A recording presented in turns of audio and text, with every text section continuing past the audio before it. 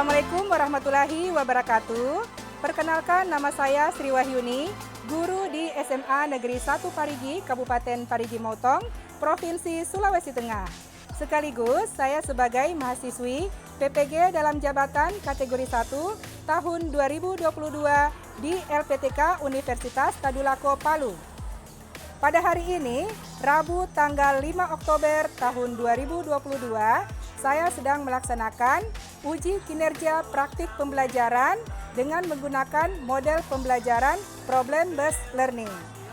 Adapun perangkat pembelajaran yang saya siapkan meliputi RPP, bahan ajar, LKPD, media pembelajaran, kisi-kisi, instrumen, dan rubrik penilaian.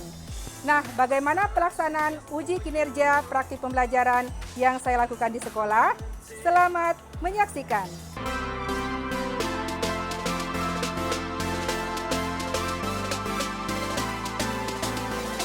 Jadi, misalnya. Assalamualaikum warahmatullahi wabarakatuh. Waalaikumsalam warahmatullahi wabarakatuh. Ya, silakan duduk. Ya. Bagaimana kabarnya hari ini? Alhamdulillah. Sehat ya semua ya? Oke, berarti semua siap untuk menerima pelajaran pada pertemuan kali ini. Oke, sebelum kita mulai pembelajaran, terlebih dahulu marilah kita berdoa bersama-sama. Semoga apa yang kita peroleh pada pertemuan kali ini bisa bermanfaat ya, bermanfaat untuk kita dan membawa keberkahan. Oke, Ibu persilakan satu orang untuk pimpin doa ya. Silakan Sapriansa. Tuhan, kita belajar, mari kita berdoa. Doa dimulai. Oke, baik. Sebelum kita mulai, Ibu cek dulu kehadiran kalian ya. Sekretaris, ukur siapa yang tidak hadir? Astrid sama siapa? Astrid dengan siapa? Oke. Ya. Pada pertemuan sebelumnya, kita sudah pelajari tentang materi. Siapa yang masih ingat materinya? Iya, bertidak sama linear dua variabel. Sekarang Ibu mau tanya kembali tentang materi sebelumnya. Siapa yang masih ingat apa yang dimaksud dengan pertidak sama linear dua variabel? Ya, oke, coba catur silakan. Pertidaksama linear adalah suatu pertidaksamaan yang membuat variabel bertambah satu. Ya, pertidaksama linear, pertidaksama yang memuat variabel-variabel yang berpangkat satu. Jadi variabel di sini ada dua, variabel x dengan y. Oke. Nah, selanjutnya bagaimana menentukan pertidaksamaan linear dua variabel, langkah-langkahnya. Langkah-langkah dalam menentukan pertidaksamaan linear dua variabel. Ada yang mau jawab? Ya, coba. Oke. Langkah-langkahnya itu yang pertama buat grafik AX tambah GY sama dengan C. Tentukan dulu titik potongnya. Titik potong untuk sumbu x dan sumbu y.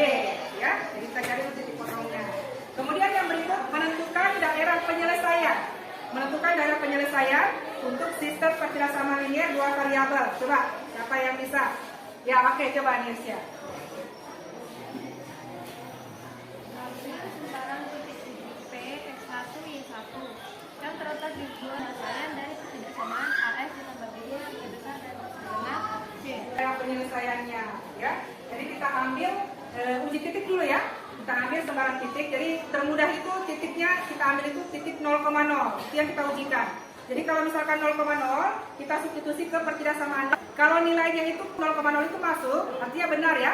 Nilainya benar, maka daerah penyelesaian 0,0 itu termasuk dalam daerah penyelesaiannya itu, ya. Tapi kalau setelah kita substitusi 0,0 itu nilainya salah, maka 0,0 bukan daerah penyelesaian, ya, bukan daerah yang diarsir. Selanjutnya langkah yang kedua, kita menggunakan tanda pertidaksamaan, ya. Jadi misalkan ini contoh ini ya, kurang dari sama dengan C dengan lebih dari sama dengan C. Jadi kalau tandanya itu kurang dari atau sama dengan, maka daerah yang diarsir itu berada di sebelah kiri, ya. Kalau tandanya lebih dari sama dengan, maka daerahnya ya yang diarsir itu ya berada di sebelah kanan, ya, menentukan daerah penyelesaian. Oke, berikut menentukan sistem pertidaksamaan linear dua variabel. Coba siapa yang bisa menentukan? Dasarnya linear dua variabel adalah sistem ketidaksamaan yang terbagi menjadi dua atau lebih ketidaksamaan linear dua variabel dengan variabel-variabel yang sama. Iya, ya. Jadi sistem perkirasamaan linear itu terbentuk dari dua atau lebih perkirasamaan linear, ya. Jadi kalau dia dua atau lebih dia dikatakan sistem perkirasamaan linear, ya. Kalau hanya satu berarti perkirasamaan saja, perkirasamaan linear dua variabel. Tapi kalau sudah dua, seperti ini ya, ini kan sudah dua perkirasamaan, makanya dikatakan dengan sistem, ya, sistem perkirasamaan linear dua variabel. Oke. Untuk materi sebelumnya, kurasa kalian sudah paham ya mengenai materi sistem perkirasamaan linear dua variabel. Nah, perhatikan, untuk pertemuan kali ini kita akan pelajari tentang model matematika dari suatu masalah program linear, ya. Nah, perhatikan.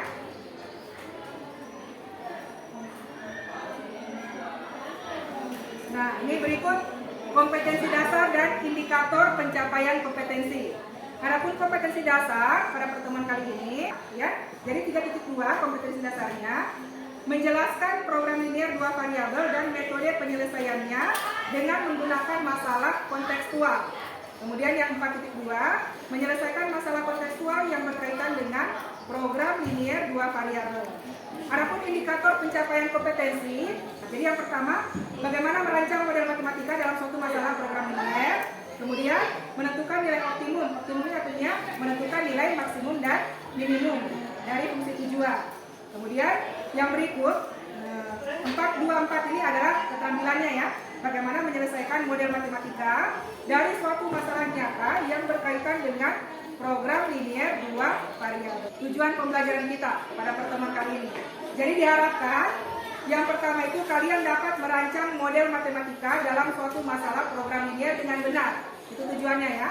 Kemudian yang kedua, kalian dapat menentukan nilai optimum. Optimum itu artinya maksimum dan minimum dari fungsi tujuan dengan benar. Dan yang ketiga, kalian dapat menyelesaikan model matematika dari suatu masalah nyata yang berkaitan dengan program linear dua variabel dengan benar.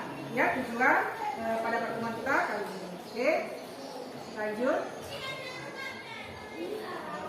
Sebelum kita masuk materi, nah Ibu jelaskan sedikit tentang penilaian dulu ya.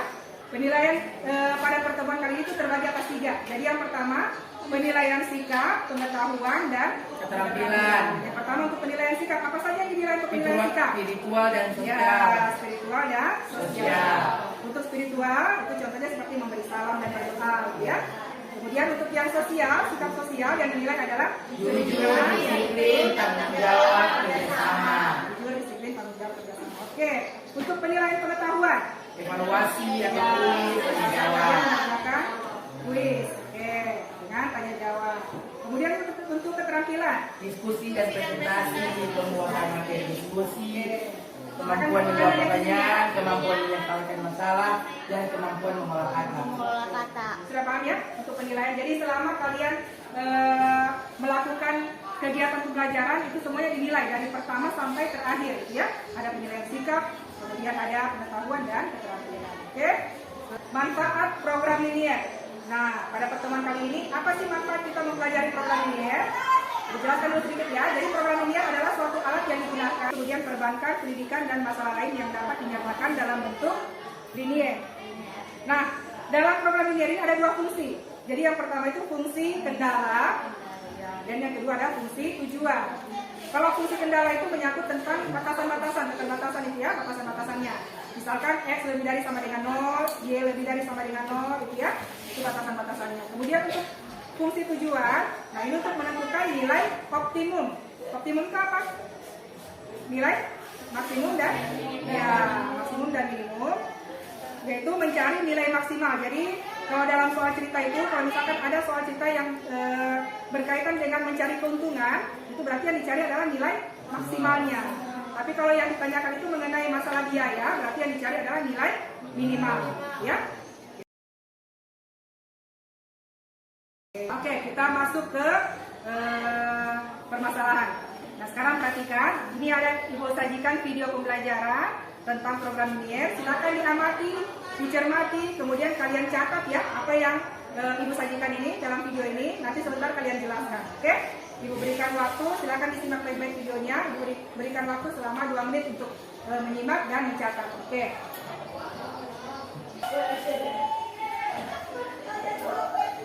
Hari ini kita akan membahas mengenai program linear. Apakah itu program linear?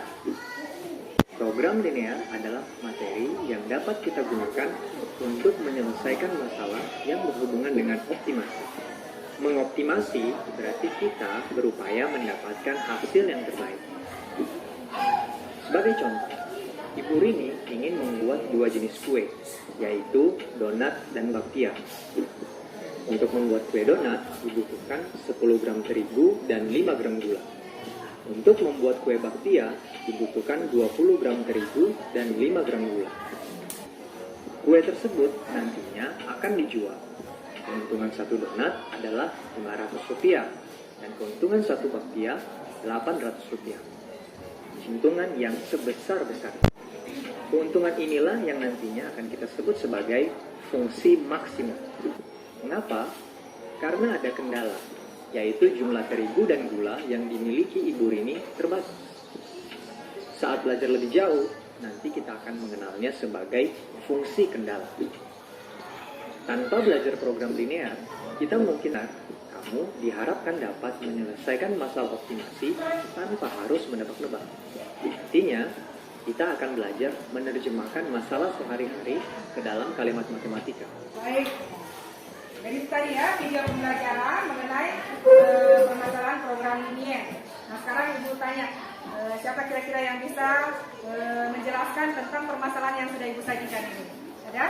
Ya oke, silakan.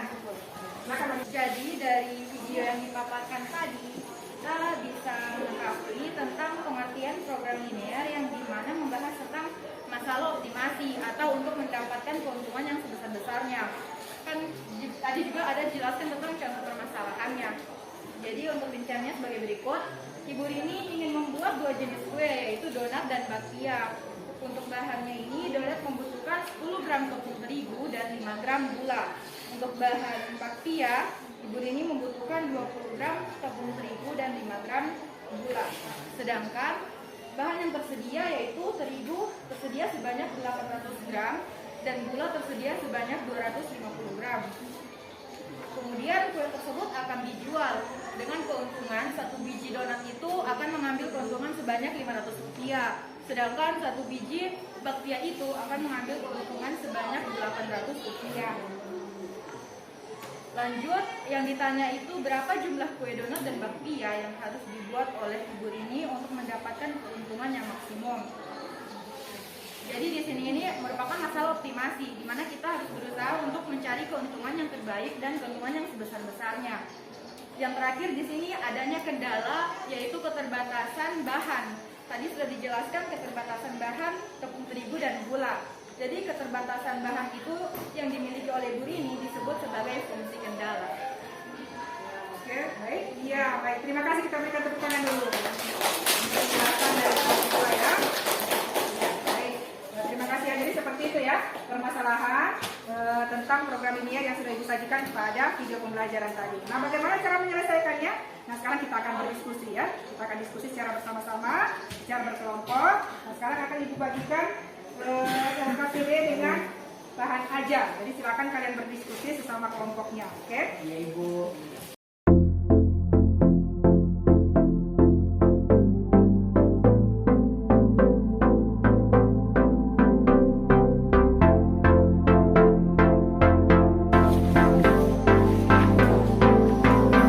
Sama-sama ya dengan kelompoknya. Kalau ada yang kalian tidak pahami, silakan kalian tanyakan ya. Oke.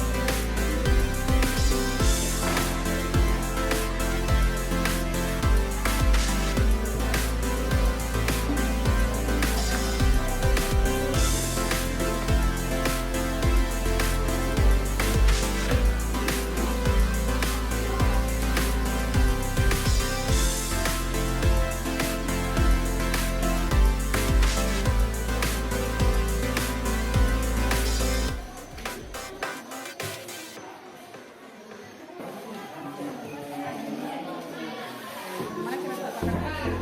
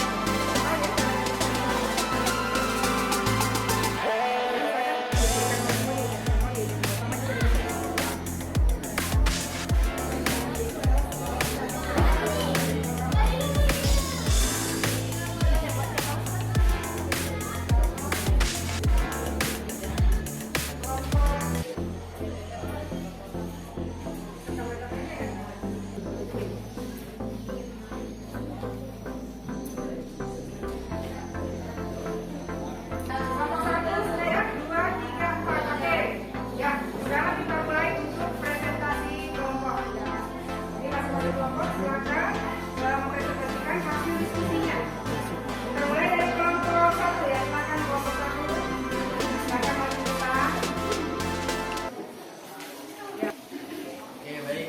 Assalamualaikum warahmatullahi wabarakatuh. Kami dari kelompok 1 akan dipresentasikan hasil diskusi kelompok kami.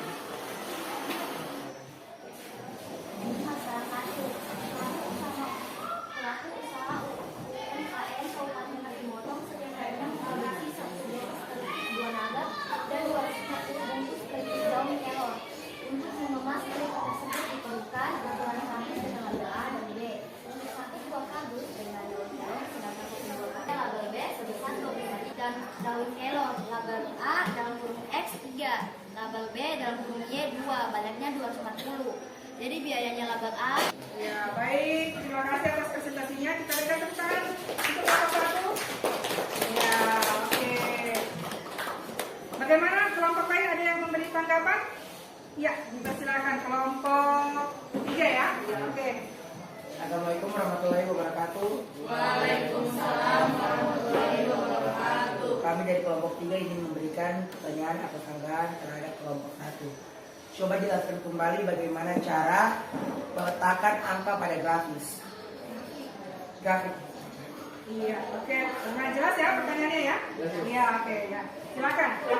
Jadi dari pertanyaan di kelompok 3, peletakan bilangan ke grafisnya itu bisa kita lihat dari sini. Kalau persamaan pertama kan kita dapat titik 50, 0,50. Jadi 50-nya kita taruh sini. 50. Terus yang X-nya 100 ditarik ke bawah. Jadi sumbu ini sumbu Y, ini sumbu X, 50 ke 100.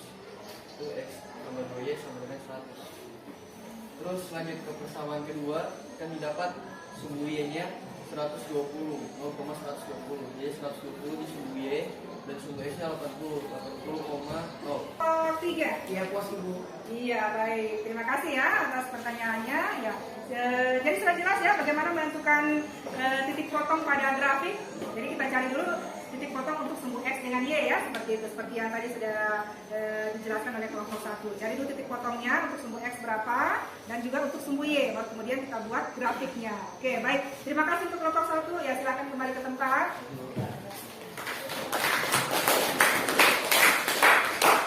Selanjutnya kelompok 2. Ya, silakan maju di depan.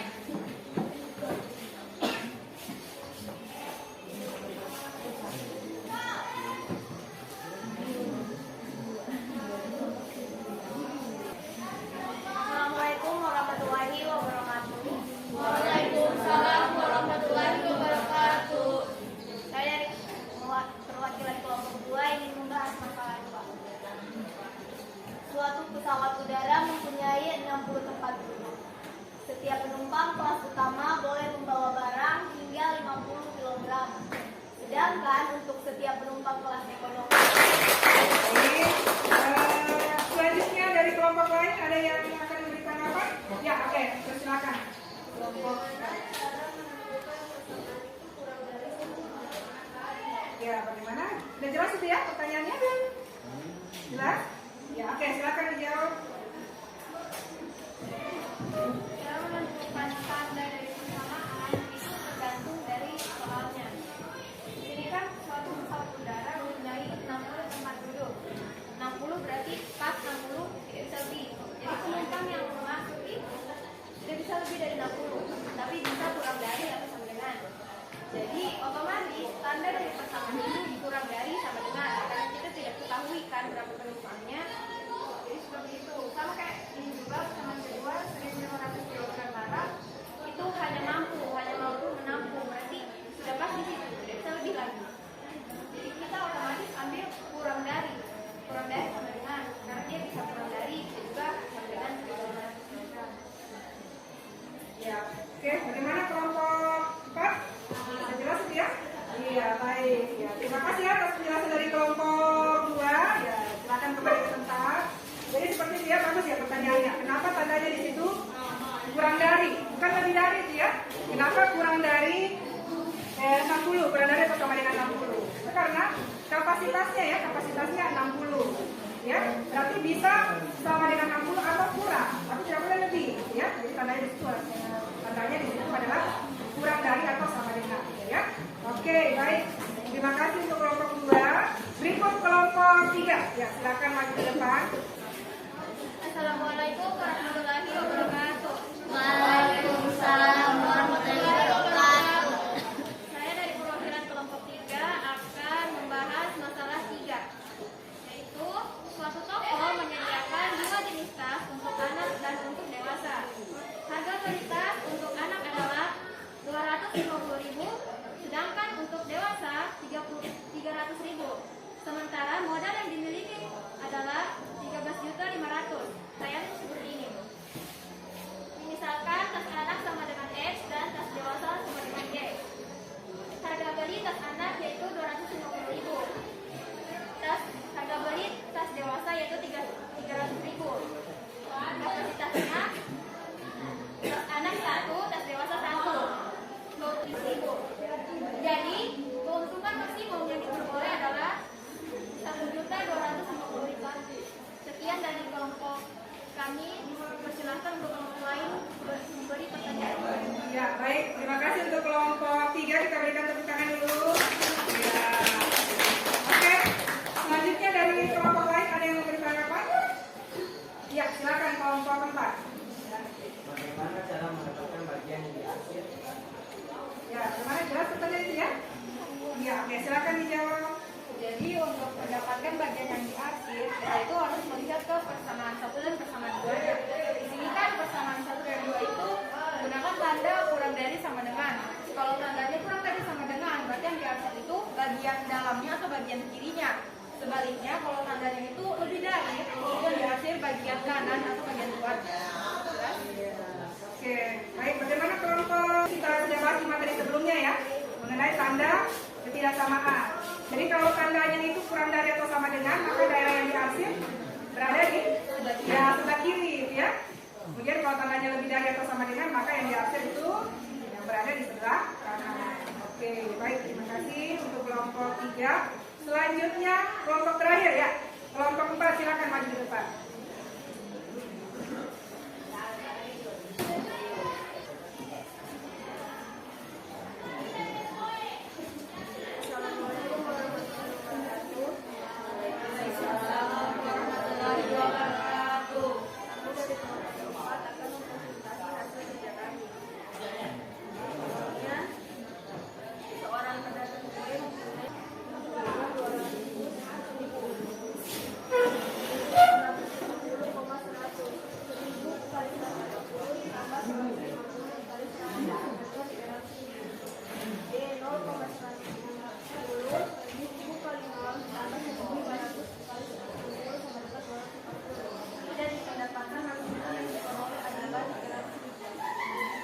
Baik, terima kasih atas penjelasan dari kelompok 4 ya, masalah 4. Baik, dari kelompok lain ada yang memberikan apa?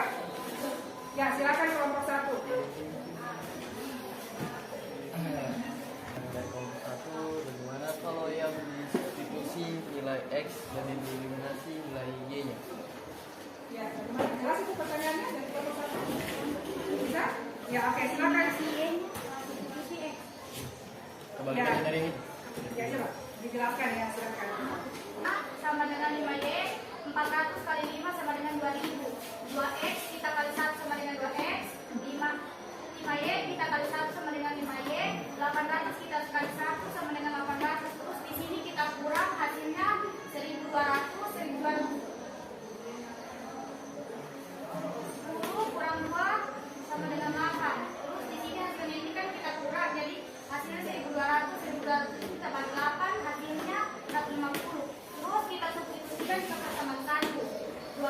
tambah Y sama dengan 400, 2, 150 tambah Y sama dengan 400, 300 tambah Y sama dengan 400, Y sama dengan 100. Oke, baik. Bagaimana untuk kelompok 1? Bisa dipahami itu? Penjelasan dari temannya? Iya, jadi perhatikan ya, sama tidak hasilnya? Sama tidak. Kalau- Ya, kalau kita substitusi, kalau yang tadi kan eliminasi apa yang pertama? Eliminasi X, substitusi Y. Ya, X nya dieliminasi ya, substitusi Y. Kalau ini kebalikannya. Kita eliminasi apa? Y ya. Mendapatkan kita eliminasi Y untuk mendapatkan X, baru kemudian substitusi untuk mendapatkan Y lagi. Sama ya hasilnya ya. Oke, baik. Terima kasih untuk kelompok 4. Silakan kembali ke tempat. Ya. Kita tepuk tangan dulu. Ya, semua kelompok sudah mempresentasikan hasil diskusi kelompoknya. Nah, sekarang kita saatnya untuk membuat kesimpulan ya. Kita buat kesimpulan secara bersama-sama tentang pembelajaran kita pada pertemuan kali ini. Ada tidak yang memberikan kesimpulan tentang materi kita pada hari ini? Ada? Ya, coba silakan Fadil. Jadi kesimpulan yang saya dapat pahami dari program pembelajaran pada hari ini yaitu program linear merupakan bagian dari matematika yang berbentuk model yang terdiri dari pertidaksamaan linear sebagai salah satu bentuk metode untuk mengerjakan berbagai persoalan dalam kehidupan sehari-hari. Secara umum, program linear terdiri dari dua bagian yaitu fungsi objektif dan fungsi kendal. Baik, terima kasih ya. Jadi ada dua bagian ya untuk mempelajari program ini ya. Ada fungsi objektif dan juga ada fungsi kendala. Mungkin bisa dijelaskan kalau yang fungsi objektif dengan kendala itu yang seperti apa? Ya, coba Fadil. Jadi fungsi objektif tersendiri adalah bentuk umum adalah maksimum atau minimum sama dengan kayak f dalam kurung x, y sama dengan px tambah qy dengan p dan q adalah konstanta. Iya. Sementara fungsi kendala adalah batasan-batasan yang harus dipenuhi oleh perubahan yang terdapat dalam fungsi objektif. Iya, ya, penjelasan dari fungsi objektif dan fungsi kendala ya.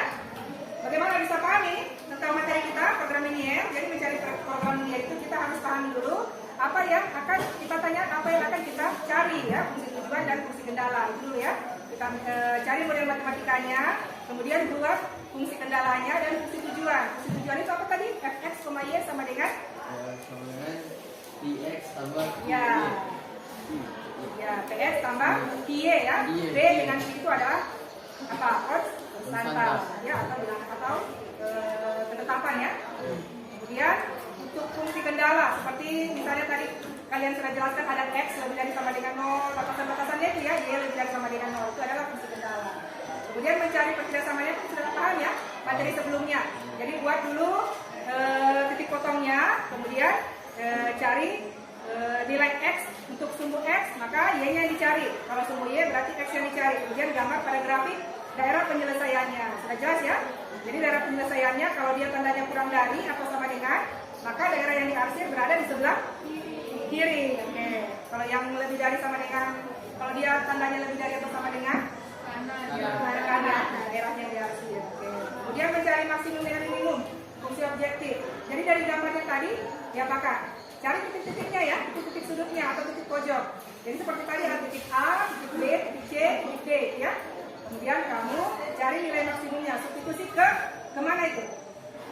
Ke fungsi objektif ya, fx, y, substitusi ke situ. Cari nilai x dengan y-nya. Baru kalau misalkan maksimum yang dicari, berarti cari yang paling apa? Nilai yang paling besar. Ingat itu ya, kalau maksimum berarti nilai yang paling besar. Kalau minimum berarti nilai yang terkecil. Oke, ya sudah paham mengenai model matematika dari masalah program ini ya. Oke, sekarang waktunya kita, sebelum kita tutup, waktunya kita mengerjakan kuis ya. Kita berikan waktu selama 10 menit ya. Silahkan kerjakan kuisnya. Ibu buat kuis dalam bentuk Google Form ya. Silakan buka kelas ya, kelasnya kalian di situ di Classroom. Sudah dimasukkan di situ untuk Google Form.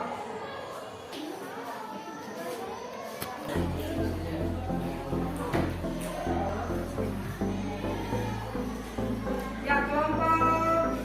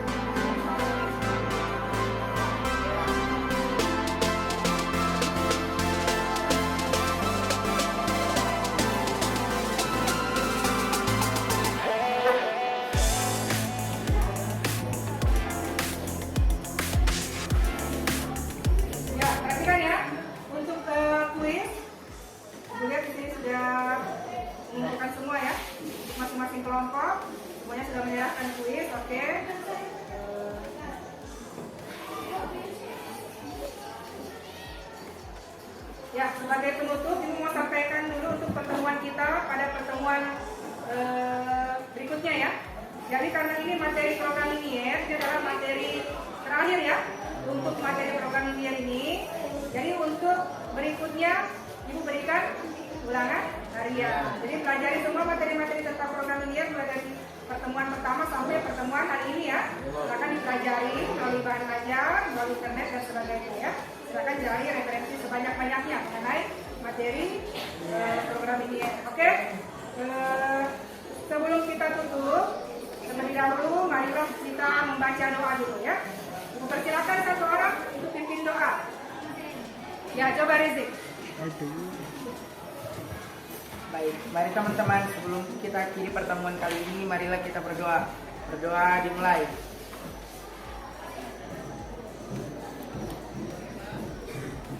Selesai. Oke, baik. Ibu akhiri pertemuan kita kali ini. Sampai ketemu di pertemuan berikutnya ya untuk ulangan harian. Oke, Ibu akhiri. Wassalamualaikum warahmatullahi wabarakatuh.